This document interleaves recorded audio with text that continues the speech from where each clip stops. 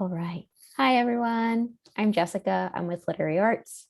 Thank you all for being here for our December One Page Wednesday, last of the year. Wow. Before I get started, I want to open up the space with the land acknowledgement. Literary Arts is based in Portland, Oregon, and we are currently on unceded land, the Multnomah, Cathlamet, Clackamas, Tumwater, Wet'lalabands, the Tualatin Kalapuya, and many other indigenous nations of the Columbia River occupied and operated on this land long before Western colonizers arrived, and many continue to do so today. Despite attempts of removal and erasure, these communities remain a strong and vital part of our future. Literary Arts recognizes that this acknowledgement is only a small step in affirming the ongoing presence and contributions of our Native communities, and we commit to engaging these communities more fully as we fulfill our mission. For those of you who are not familiar with Literary Arts is a community-based arts organization with a 37-year history of serving readers and writers. Our mission is to engage readers, support writers, and to inspire the next generation with great literature.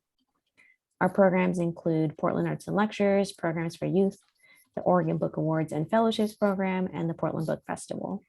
We also offer reader seminars, writing classes, and free literary events like this one year-round. And I invite you all to check us out over at literary-arts.org. Before I introduce tonight's featured readers, I just want to remind you all, if you're interested in sharing one page of your work in progress, please go ahead and sign up using the chat function. And I'll ask throughout the night if there's any more people who want to sign up. So you'll have multiple chances to kind of think about it and join us. All right. So tonight we're joined by Ben Hodgson and Laura Moulton. Laura Moulton teaches in Northwest Writing Institute at Lewis and Clark College and leads residencies in high schools for literary arts. Over the years, she has taught writing in public schools, prisons, and teen shelters. Moulton is the founder of Street Books, Portland's bicycle-powered street library. Ben Hodgson was a computer technician in the Air Force and a cab driver for many years. He is currently on the board of Street Books and works as a street librarian, speaker, and inventory specialist. Loners was co-written with Laura Moulton, is his first book. Thank you both so much for being here. Hello. Hi, thank you so much. Thank you for the virtual applause. I see the twinkle fingers. It really is a beautiful thing. I just want to thank you for that introduction, Jessica, and thanks everybody for coming.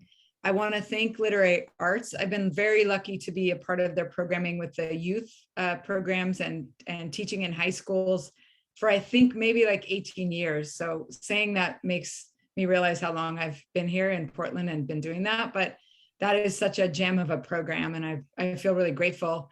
I also feel so grateful to this format. The One Page Wednesday format, I feel like is so vital for anyone who's working kind of in solitude on something and seeks community to sort of share it with. And I, sometime in pre-pandemic, managed to go to an in-person One Page Wednesday and sign up and read.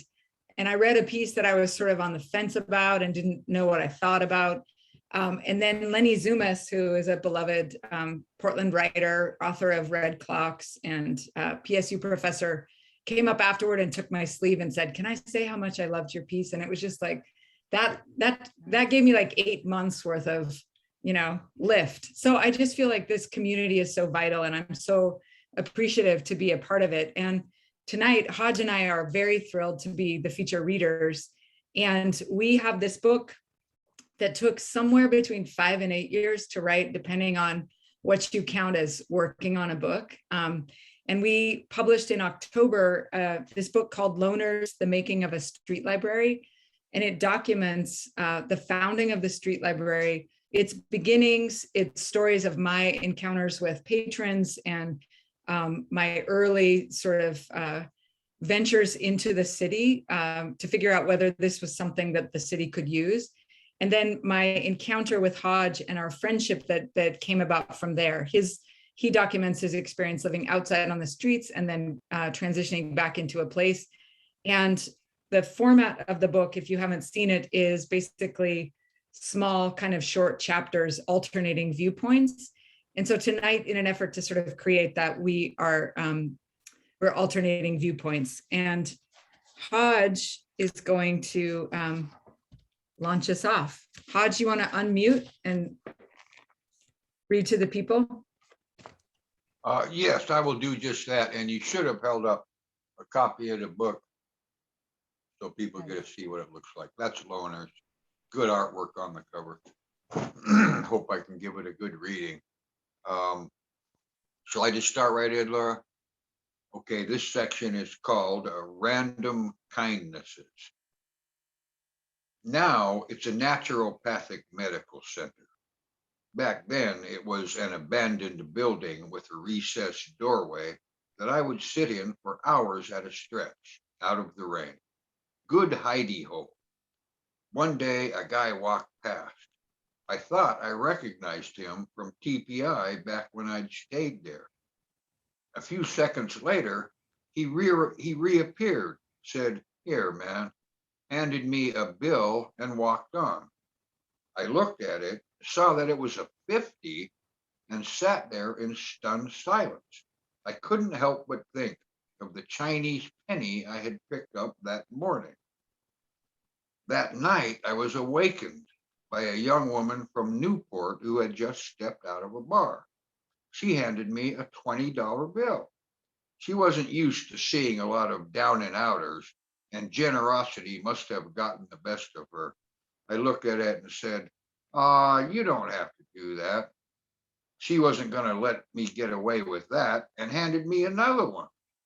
The next morning, I took the penny out of my pocket and looked at it, thinking, I don't really believe in lucky pennies, but if there's any luck in this one, I think I've just about milked it for all it's worth. I tossed it down for someone else to find. The only thing I was spending money on at the time was rolling tobacco, and that $90 lasted me over 3 months.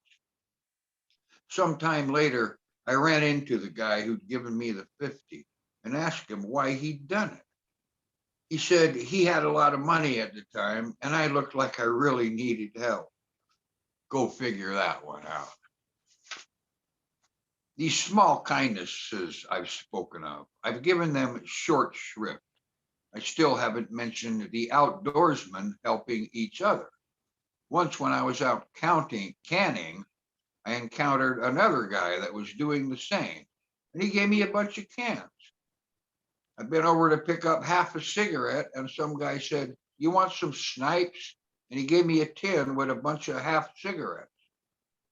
Or the time I was bedding down for the night, and the lady next to me had no further need for her paper shopping bag and asked me if I needed it. Considerate, no? Limited, perhaps, but there is such a thing as a sense of camaraderie in the outdoorsman's community. Funny how even if you didn't know what to ask for or how to ask if you did, the crowd in general might cover you. I was under the steel bridge once, trying to carve out a little space to set up, and the people that were already there sort of took me in. Someone pulled out a tarp for me. It was strange, even though I didn't really have the verbals, everybody sort of knew. This section is called The Doors of Perception. One afternoon, I met Jesus, or at least a man whose hair, bare feet, and general demeanor reminded me of the stories of Jesus I'd grown up with. He told me he liked to live lightly on the earth and that he tried not to consume any more resources than he absolutely had to. His hands were unwashed but steady as he sorted through his collages, showing me pages of intricate images woven together, bursts of color, and scripture from the book of Revelation. It was the sort of conversation I might have had with an artist in a studio, and yet I figured there must have been a psychiatric label someone would apply to this person.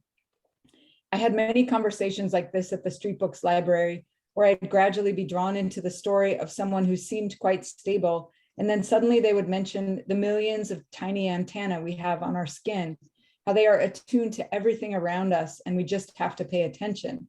My skin would crawl a little and I'd wonder if I was afraid or if it was just the antenna and I'd never been aware of them before. The conversation with the man named David followed a similar pattern. He rode up on a silver 10-speed and stopped to gaze into the book bike. Wow, he said, what a neat idea you've got here, just neat. He shook his head in wonder. He was tall and lean with a face reddened from the alcohol. He said he'd quit 2 years earlier.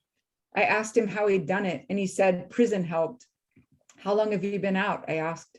Well, I'm glad you asked. He rubbed his chin and then cupped it. But it's a tricky question. He described how he'd recently realized that he'd been living for several years inside the space of each year, so that there had been a kind of compression to time. This meant that even though he'd only been out of prison for 2 or 3 years, it was actually more like 6 in real life years. He said that his mother had called to wish him a happy anniversary at the 1-year mark of being out of prison. But that was years ago now, he said. David shared a number of interesting theories with me. For example, aspartame was a combination of nuclear waste and E. coli. We have Donald Rumsfeld to thank for that, he said. I wrote aspartame equals Rumsfeld in my notebook. He said he was alive and awake now. Everything felt possible. He said, we have to wake up. And I felt a shiver of recognition. My favorite quote by the writer Aldous Huxley was, our business is to wake up.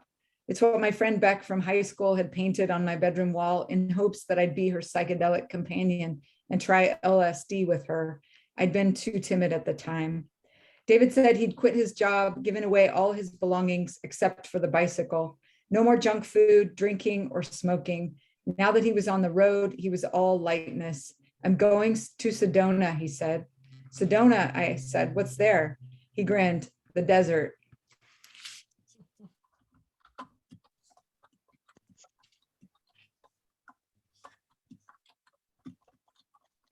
Pockets. As the saying goes, if a pickpocket meets a holy man, he sees only his pockets.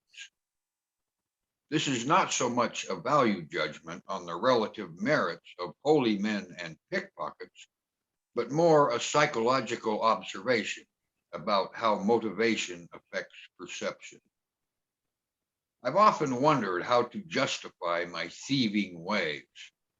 One of the saints, Thomas Aquinas, or maybe Augustine, argued persuasively that stealing is morally justifiable for the very poor. Although I am not sure that lifting a Hershey's with almonds from the plaid pantry is included in the list of exceptions. Fortunately, I worked hard to obtain an advanced degree in applied metaphysics, even spending an entire semester dissecting Spinoza's situational ethics, paying particular attention to the chapter on not getting caught. Breakfast of Champions. Ajax was camped under the Burnside Bridge and left his sleeping pad to come see the library. He checked out Dreams from My Father by Barack Obama and smiled with the handful of teeth he had left. I'm just sorry that Michelle Obama and Princess Diana couldn't have been friends, he said. What a pair that would have been, you know? Why's that? I asked. Well, you know, both of them were very regular people stuck in a formal environment. I mean, they had to send their people out just to get a hamburger. Other patrons gathered around the bike. Randy asked for writing about Islamic jihad and anything on Jungian psychology. Mike checked out a book by Kurt Vonnegut. Stephanie took a Nora Roberts novel called Sacred Sins. Eric was another regular, a diminutive Marlboro man with his Wranglers, cowboy boots, and walking stick. This week he wore a baseball hat with a one-way sign on it, pointing to the word Jesus. He stuck his tongue out to me, as he'd done since the very first time I'd met him, and greeted me in his customary ways. How you doing, kiddo? He had his eye on my grandfather's Louis L'Amour novels. Beer Change the Pirate, not his given name, came by for a second week. I knew that he was a veteran and that he'd had all his belongings stolen earlier that summer. He showed me the treasures in his pocket and said he'd just come from a game of random pocket trade. Random pocketry? I asked. Random pocket trade, he said. He told me that the rules consisted of each person reaching inside their pocket and pulling out an item, which they then handed over to the other without looking. That's basically it, he said, the rules. In his grimy palm, he displayed a pocket knife, some twine, cigarette rolling papers, and a chunk of green malachite, the traveler's stone, something with good properties to keep one safe on a journey. Life seeped back in. Anyway, I outgrew it. Somehow life seeped back into me when I wasn't looking, and I was living outside and doing just fine. One night I was by the slab, where I never did sleep, but there was usually a crowd there, and I had this sweater I thought someone might like to have. I was folding it up all ultra neat store window style to make sure it would get noticed, when a guy came from all the way across the street and handed me $3 and walked away. It was one of those little things that people do for no justifiable reason. Funny thing is, it was not the least bit humiliating, but it was humbling. There's a difference. Thanks, everybody. Sorry, I can't get that.